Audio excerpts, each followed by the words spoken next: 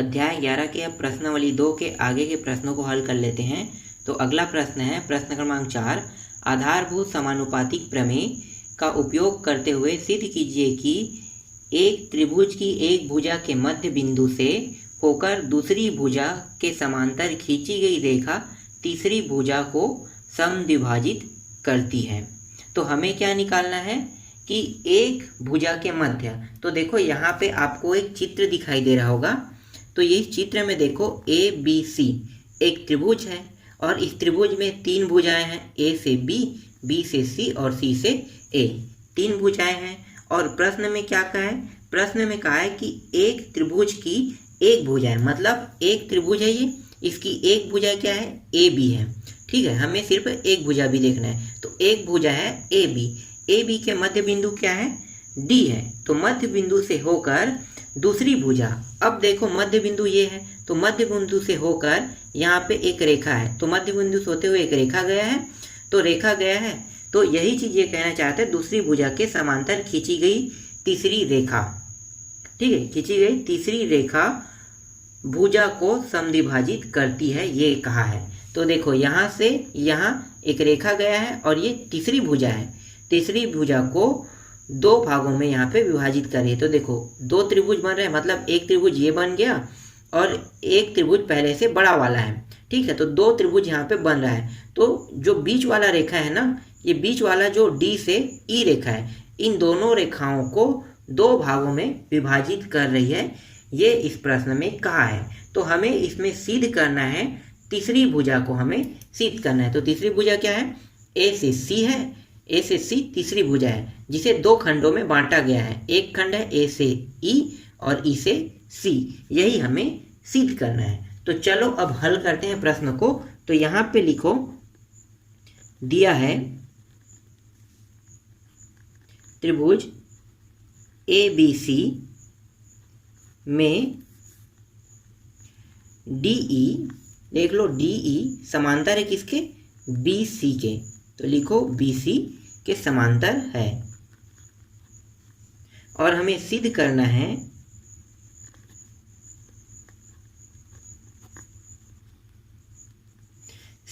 हमें तीसरी भुजा।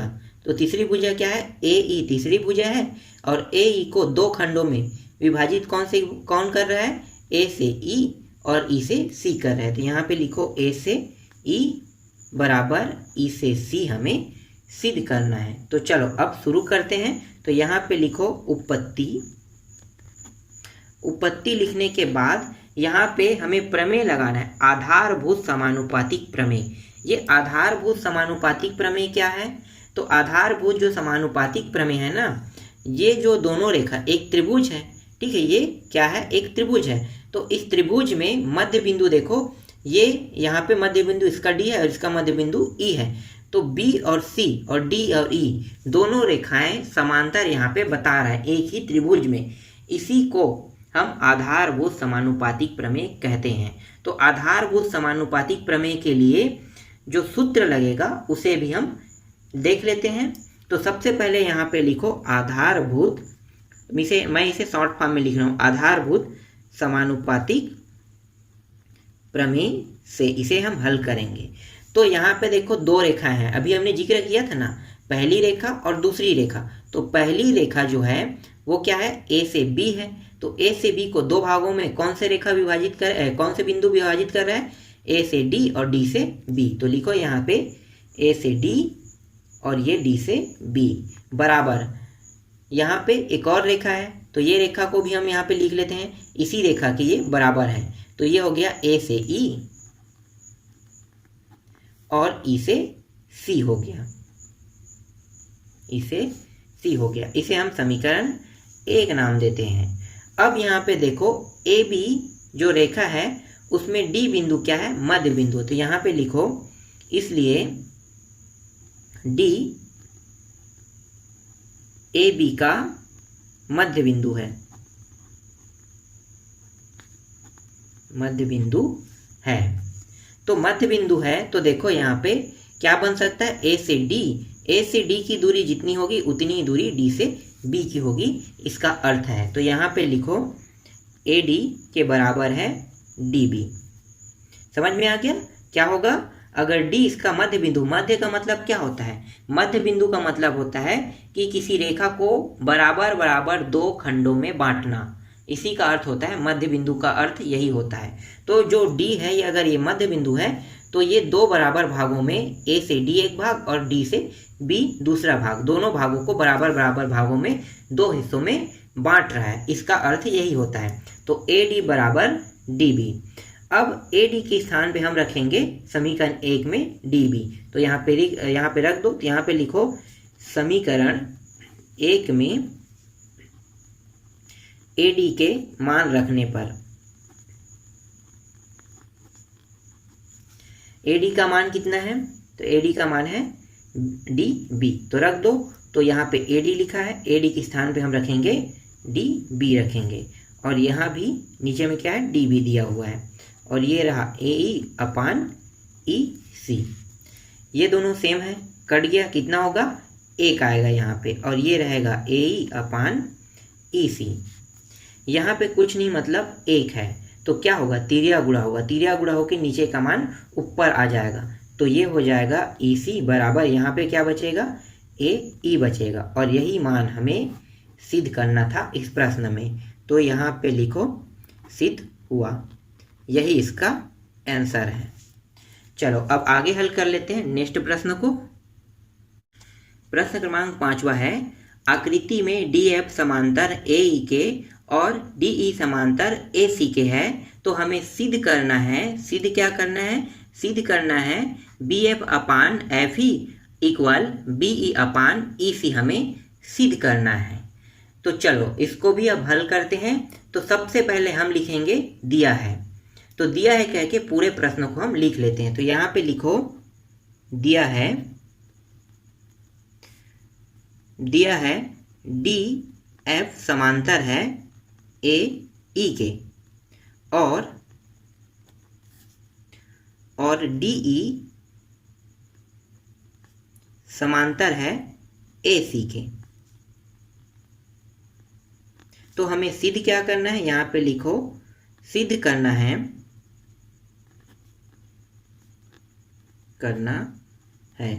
सिद्ध करना है, वो भी मान प्रश्न में दिया है तो उसको लिख लेते हैं। तो सिद्ध करना है बी एफ अपान एफ ई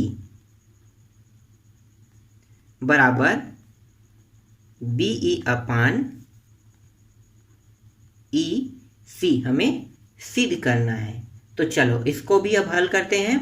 तो यहाँ पे देखो, यहाँ पे एक त्रिभुज दिया हुआ है, ठीक है। यहाँ पे आप खंड अभी मत करो, अभी हमें क्या देखना है? ए बी सी एक त्रिभुज दिया हुआ है। इस त्रिभुज में दो अलग अलग मिलता जुलता समांतर रेखाएं हैं।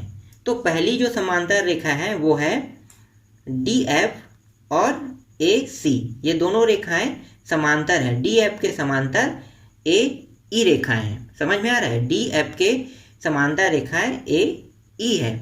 इसी तरह से दूसरा जो समांतर रेखा है वो है ए सी। ए सी के जैसा दिखने वाला रेखा कौन से है? देखो डी से ई आ रहा है, डी ई जिस डायरेक्शन में जा रहा है उसी डायरेक्शन में ए सी रेखा भी जा रहा है। तो दो अलग अलग यहाँ पे समांतर रेखाएं हैं, तो यहाँ पे दो अलग अलग मान प्राप्त होंगे। और यहाँ पे इसे दो खंडों में हम त्रिभुज को बना लेते हैं। तो पहला खंड जो त्रिभुज बनेगा डी एफ समांतर रेखा के लिए, डी एफ से ए ई के समांतर रेखा के लिए त्रिभुज यहाँ पे बनेगा ए बी ई त्रिभुज बनेगा। तो हम सबसे पहले ए बी ई त्रिभुज के लिए हल करते हैं। तो हल करो यहाँ पे। तो यहाँ पे लिखो उत्पत्ति त्रिभुज ए बी ई में, ठीक है। त्रिभुज ए बी ई में हम देखेंगे। तो ए बी ई में आप देखो तो यहाँ पे अगर हम आधारभूत समानुपातिक प्रमेय लगाएंगे तो यहाँ पे कौन कौन से समांतर रेखाएं बन रहे हैं, मतलब समांतर रेखा कौन सा है ये हमें देखना है। तो देख लो समांतर रेखा है डी एफ समांतर रेखा ए ई है। तो जिस डायरेक्शन में डी एफ जा रहा है उसी डायरेक्शन में ए से ई रेखा भी जा रहा है। तो यहाँ पे अब लगा देते हैं आधारभूत समानुपातिक प्रमेय लगा देते हैं। तो डी एफ समांतर ए ई है तो आधारभूत को मैं शॉर्ट फॉर्म में लिखता हूँ, समानुपातिक को भी शॉर्ट फॉर्म में लिखते हैं और प्रमेय से हम हल करेंगे। तो ये प्रमेय क्या होता है? तो ये जो प्रमेय है वो है B से F जाएगा और F से E, क्योंकि हमने सिर्फ इतने ही बस के त्रिभुज को लिए हैं। ठीक है, कितना त्रिभुज को लिए हैं? A B E, इतना ही त्रिभुज हमारे पास है, तो हम इसी त्रिभुज का हम उपयोग कर रहे हैं। हमने पहले यहाँ पे लिखा है A B E त्रिभुज में, तो ये जो बाकी के जो मान है उसे हमें नहीं लेना है। समझ में आ रहा है? बाकी के मान को हमें नहीं लेना है, सिर्फ हमें A B E तक के ही लेना है। तो A B E में अगर हम देखते हैं A B E त्रिभुज में, यहाँ पे B से हमें F जाना है और F से E जाना है, यही होता है आधारभूत समानुपातिक प्रमेय होता है। तो यहाँ पे आ गया B से F आ गया और यहाँ से F से E बन गया यहाँ पे, बराबर। इसी तरह से ऊपर वाले रेखा को भी बना लो, तो ये हो जाएगा B से D जाएगा, ये गया B से D और D से A जाएगा ये वाला, तो क्या से D से A जाएगा, D से ये A गया। ठीक, यहाँ तक समझ में आ गया। इसे हम पहला समीकरण नाम दे देते हैं। अब दूसरा जो है वो अगला त्रिभुज लेते हैं। तो अगला त्रिभुज क्या बनेगा? त्रिभुज A B C त्रिभुज बनेगा। ठीक है, अब हम पूरा ले रहे हैं, पूरा मान को, तो A B C त्रिभुज में देखेंगे। तो यहाँ पे लिखो त्रिभुज A B C में, और यहाँ पे समांतर रेखाएं क्या है? तो देखो A C जिस डायरेक्शन में जा रहा है उसी डायरेक्शन में D E जा रहा है, तो D E समांतर रेखा के लिए हल करेंगे इस बार। तो यहाँ पे लिख लो D E समांतर है AC के, तो आधारभूत समानुपातिक प्रमेय से हल करेंगे। तो आधारभूत समानुपातिक प्रमेय में आधारभूत समानुपातिक प्रमेय को इस त्रिभुज में कैसे लगाएंगे? तो जो समांतर रेखा है ना, इसके लिए जो बन रहा है उसी रेखा को हम उसके बिंदु पॉइंट मानेंगे। तो देख लो यहाँ पे AC रेखा जो है जिस डायरेक्शन में जा रहा है उसी डायरेक्शन में कौन सी रेखा जा रहा है? D से E। तो इस वाली रेखा के लिए बिंदु पॉइंट क्या होगा? E होगा, और इस वाले रेखा के लिए बिंदु पॉइंट क्या होगा? D होगा। तो सबसे पहले हम इसको लिख लेते हैं। तो B से E तक के जाएगा और E से C जाएगा, और ये जाएगा B से D जाएगा और D से A जाएगा। तो बना लो यहाँ पे। तो यहाँ पे हम लिखेंगे B से E तक गया और E से C तक गया एक रेखा में, और ऊपर वाले रेखा में ये B से D तक जा रहा है और D से A तक जा रहा है। ये दूसरा समीकरण यहाँ पे प्राप्त हो गया। अब पहले और समीकरण और दूसरे समीकरण की तुलना कर देते हैं। तो यहाँ पे लिखो समीकरण 1 और 2 की तुलना करने पर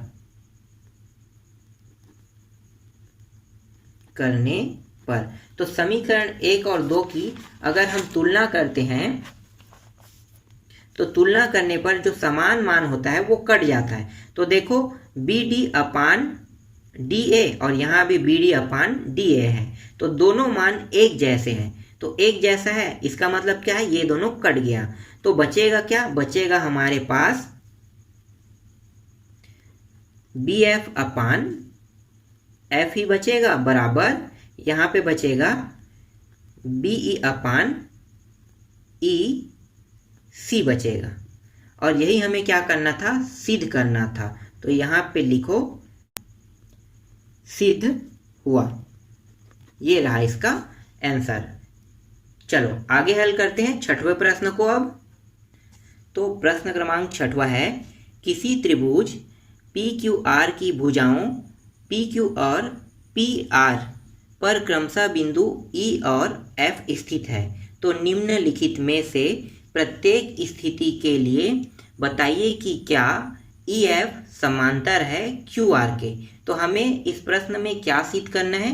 हमें सिद्ध करना है EF समांतर है QR के, ये हमें सिद्ध करना है। तो इसमें 3 प्रश्न दिए हुए हैं और इन तीनों प्रश्नों को हमें सिद्ध करके यही बताना है कि EF समांतर है QR के है या नहीं, ये हमें इस प्रश्न में बताना है। तो चलो पहला को पहले हल करते हैं।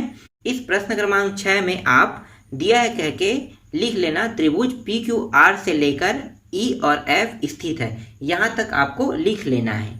ठीक है, इसके बाद हम डायरेक्ट प्रश्न को अब हल करते हैं। तो चलो देखो पहला प्रश्न। तो पहला प्रश्न में PE का मान दिया है 3.9, EQ का मान दिया है 3 सेंटीमीटर, PF का मान 3.6 सेंटीमीटर और FR का मान दिया हुआ है 2.4 सेंटीमीटर। तो हमें इन सभी के मानों को रखना है। तो यहाँ पे आपको एक त्रिभुज दिखाई दे रहा होगा।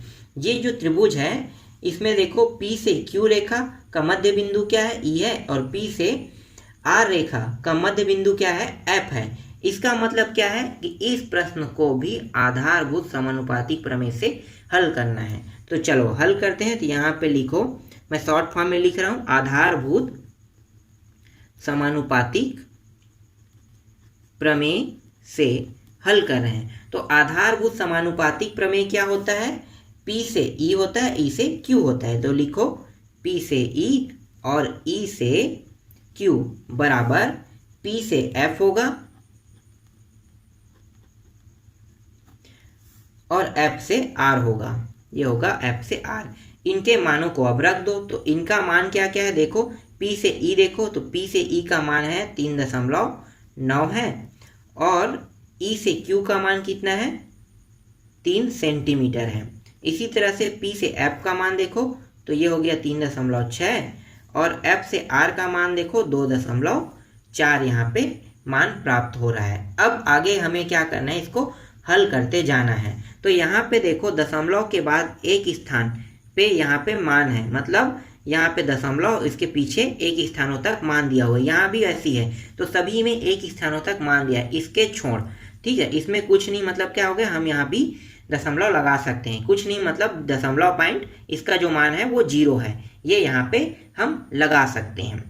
अब यहाँ से हमें सभी से दशमलव को हटाना है। तो दशमलव को कैसे हटा सकते हैं, तो दशमलव हटाने का जो तरीका है यहाँ पे देखो, प्रथम द्वितीय तृतीय चतुर्थ। अगर 4 पद होगा या 2 पद होगा तभी आप इस ट्रिक का उपयोग करना। ठीक है, ये प्रथम पद द्वितीय पद, अगर प्रथम द्वितीय होगा तभी आप इस ट्रिक का उपयोग करना, या प्रथम द्वितीय तृतीय और चतुर्थ चारों पद हो तो भी आप इस ट्रिक का उपयोग कर सकते हैं। लेकिन मिनिमम 2 पद होने ही चाहिए, तभी आप इस ट्रिक का उपयोग करोगे। ठीक है, तो चलो देखते हैं। तो यहाँ पे देखो जो दशमलव है ना, इसको हम 1 लिखते हैं और दशमलव के बाद कितने अंक पीछे में दिया हुआ है, तो सिर्फ सभी में 1 अंक दिया हुआ है। 1 अंक दिया है, इसका अर्थ है उस अंक को हम 0 से प्रदर्शित करेंगे। ठीक, किससे प्रदर्शित करेंगे, 0 से। और दशमलव को हम किससे प्रदर्शित करें, 1 से। यहाँ पे कितना मान प्राप्त हो गया, 10। सभी में 10 का गुणा कर दो अब। तो 3.9 में 10 का गुणा करते हैं। इसी तरह से 3.0 में 10 का गुणा करेंगे, 3.6 में 10 का गुणा करेंगे, 2.4 में भी 10 का गुणा करेंगे। तो यहाँ पे मान क्या प्राप्त हो गया, इसका अंदर गुणा करेंगे तो यहाँ पे 39 प्राप्त होगा, यहाँ पे 30 प्राप्त होगा, यहाँ पे 36 प्राप्त होगा और यहाँ पे 24 प्राप्त होगा। आप गुणा करके देख लो, सेम यही मान प्राप्त होगा। तो चलो और आगे अब हल कर लेते हैं। तो यहाँ पे देखो 3 के पहाड़े से दोनों कट रहा है, तो 3 के पहाड़े से कटा दो। तो 3 एकम 3 तिया, 3 एकम 3 शून्यम, कट गया ये। इसी तरह से देखो ये भी कट रहा है 3 के पहाड़े से, 3 एकम 3 दूनी और 3 अट्ठे 24, और कट रहा है ये, तो कटा देते हैं। तो ये नीचे में लिखो 13/10, और ये कट रहा है 2 से कट रहा है, 4 से कट रहा है। तो 4 दूनी 8 और 4 तिया 12, तो 4 तिया और 4 दूनी। तो देखो दोनों मान क्या हमें बराबर प्राप्त हुए, तो नहीं, दोनों मान हमें बराबर प्राप्त नहीं हुआ है। इसका मतलब क्या है, इसका अर्थ है, मैं साइड में लिख रहा हूँ, इसका अर्थ है कि लेफ्ट हैंड साइड बराबर नहीं है राइट हैंड साइड के। हिंदी में लिखोगे तो बायां भाग बराबर नहीं है दायां भाग के, ये आप लिखोगे। ठीक, यहाँ तक समझ में आ गया। तो यहाँ पे हमने ये सिद्ध कर दिया कि लेफ्ट हैंड साइड बराबर नहीं है राइट हैंड साइड के। इसका अर्थ ये है कि जो E और F समांतर जो रेखा होना था, ठीक है, EF और QR दोनों समांतर रेखा होना था, तो दोनों समांतर नहीं है, नहीं है। यही हमें सिद्ध करना था। तो यहाँ पे लिखो सिद्ध हुआ। ठीक, समझ में आ गया ये पहला प्रश्न। चलो दूसरा को भी अब हल कर लेते हैं। तो यहाँ प्रश्न का भी मान दिया हुआ है। तो PE का मान 4 सेंटीमीटर है, EQ का मान 4.5 सेंटीमीटर, PF का मान 8 सेंटीमीटर और FR का मान यहाँ पे 9 सेंटीमीटर दिया हुआ है। और आधारभूत जो समानुपातिक प्रमेय था वो क्या था, यहाँ पे लिखो आधारभूत समानुपातिक प्रमेय से हल कर रहे हैं। तो आधारभूत समानुपातिक प्रमेय का मान कितना आया था, PE अपान EQ बराबर PF अपान FR आया था। तो इसी में हमें इन सभी मानों को रखना है। तो मानों को रख दो। तो यहाँ पे PE का मान कितना है 4 सेंटीमीटर और EQ का मान है 4.5। इसी तरह से यहाँ पे PF का मान है 8 सेंटीमीटर और FR का मान है 9 सेंटीमीटर। अब यहाँ पे देखो एक मान में दशमलव लगा है। तो दशमलव हटाने का तरीका क्या है कि दशमलव हटाने का तरीका है यहाँ पे कुछ नहीं, मतलब यहाँ भी एक दशमलव जीरो, यहाँ भी कुछ नहीं मतलब दशमलव जीरो, यहाँ भी कुछ नहीं मतलब दशमलव लगा के एक जीरो ले लेते हैं। तो दशमलव हटाने का एक तरीका है, क्या है, एक लिखेंगे, दशमलव जहाँ जहाँ लगा है उसको हम एक लिखते हैं और दशमलव के बाद पीछे में कितने अंक है, एक अंक। तो उस एक अंक को हम जीरो से प्रदर्शित करते हैं और दशमलव को एक से प्रदर्शित करते हैं। अब 10 का यहाँ पे गुणा कर देंगे। तो 10 का गुणा करेंगे तो डायरेक्ट जो मान आ रहा है वो आ रहा है यहाँ पे 40 आ रहा है और नीचे में 45 आ रहा है। इसी तरह से यहाँ पे 80 हमें प्राप्त हो रहा है और यहाँ पे हमें 90 प्राप्त हो रहा है। यहाँ से ये दोनों शून्य कट गया और यहाँ पे 5 अट्ठे और 5 निया से ये दोनों कट गया। तो यहाँ पे 8/9 प्राप्त हुआ और यहाँ भी 8/9 प्राप्त हुआ। तो 8/9 और 8/9 दोनों में यहाँ पे प्राप्त हो रहा है। तो दोनों बराबर है। इसका मतलब क्या है, इसका मतलब है कि लेफ्ट हैंड साइड बराबर है राइट हैंड साइड के।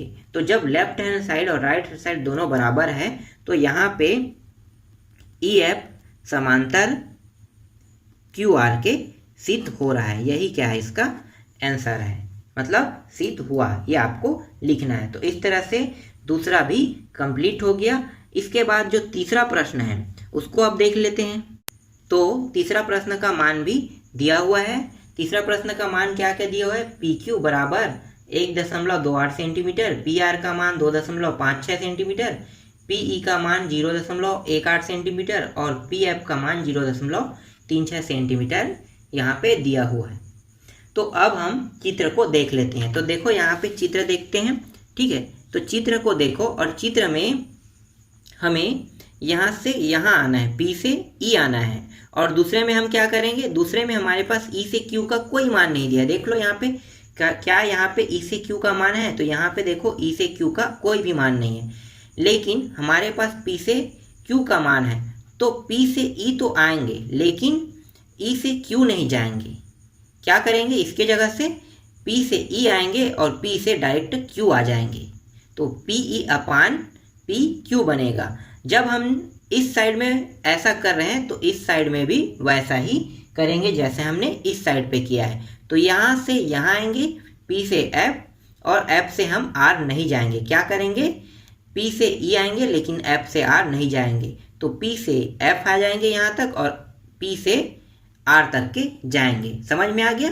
तो चलो लिखते हैं। तो यहाँ भी आधारभूत, फिर लिख लो आधारभूत समानुपातिक प्रमेय से। तो यहाँ पे जो मान बन रहा है वो बन रहा है PE बन रहा है और बन रहा है P से Q बन रहा है। दूसरा मान P से F बन रहा है और P से R बन रहा है। इनके मानों को अब रख लेते हैं। तो PE का मान कितना है 0.18 और PQ का मान कितना है 1.28 बराबर PF का मान कितना है 0.36 और PR का मान कितना है, देखो PR का मान है 2.56।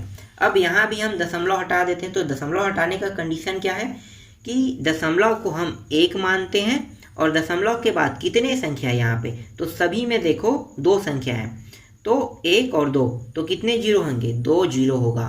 तो दशमलव को हमने 1 से दर्शाया और इसके पीछे में जितने संख्या है उसको हम 0 लिखते हैं, तो ये रहा 0। अब 100 का गुणा इसके साथ कर देते हैं, तो 100 का गुणा करेंगे तो 0.18 गुणित 100, 1.28 गुणित 100 बराबर 0.36 गुणित 100, 2.56 गुणित ये हो जाएगा 100 हो जाएगा। अब इसको गुणा कर देंगे 100 के साथ, तो ये हो जाएगा, गुणा करने पर ये प्राप्त हो रहा है 1800। ठीक है, गुणा करने पर मैं यहाँ पे दशमलव भी हटा दिया हूँ। ठीक है, बिना दशमलव को लिए हम इसका गुणा कर रहे हैं, तो ये हो गया 1800। अब देखो दशमलव कितने स्थानों के बाद लगा है, तो पीछे से हमें गिनना 1 और 2, 1 और 2, तो 1 और 2 के बाद दशमलव लगाते हैं इस तरह से। इसी तरह से यहाँ भी गुणा कर दो, तो ये हो जाएगा 3600 हो जाएगा गुणा करने पर। अब यहाँ पे देखो, यहाँ भी 2 संख्या के बाद दशमलव है, तो पीछे से गिनो 1 और 2, और 2 संख्या के बाद भी यहाँ भी दशमलव लगा दो। इसी तरह से यहाँ पे देखो ये हो जाएगा 12,800 हो जाएगा गुणा करने पर। तो 12,800 हो रहा है, कितने संख्या के बाद दशमलव है, 2 संख्या के बाद, तो पीछे से 2 संख्या के बाद यहाँ भी दशमलव लगा देते हैं।